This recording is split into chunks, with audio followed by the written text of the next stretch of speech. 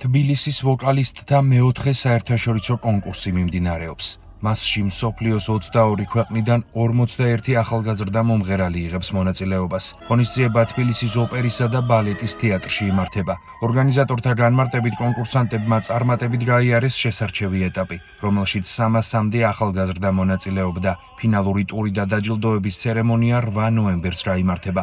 კონკურსანტებს შეაფასებს საერთაშორისო ჟიური, რომლის შემადგენლობაში შედიან მსოფლიოს საუკეთესო საოპერო თეატრებისა და სააგენტოების ხელმძღვანელები. ჟიურის თავმჯდომარეა თბილისის ოპერისა და ბალეტის სახელმწიფო თეატრის სამხატვრო ხელმძღვანელი ბადრი მაისურაძე. ფინალისტები დასკვნით ღონისძიებაზე დამსწრე საზოგადოების წინაშე წარდგებიან თბილისის ოპერისა და ბალეტის სახელმწიფო თეატრის ორკესტრთან ერთად. დირიჟორი იქნება ზაზა აზმაიფარაშვილი. კონკურსი ოპერა ქრაუნი, რომელიც ჩამოყალიბდა 2018 წელს 2025-ში გვაქვს მეოთხე რიგით. პირველივე კონკურსიდან მე ესე მგონია, რომ დიდი მნიშვნელობა აქვს იმას, რომ ყავს ძალიან მაღალი დონის ჟიური.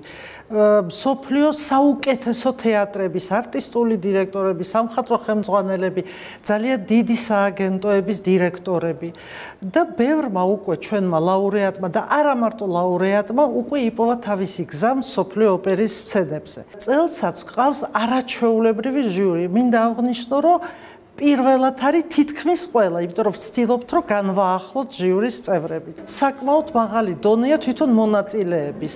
ძალიან კარგი მომღერლები არიან. ვუსურვებ ყველას დიდ წარმატებას.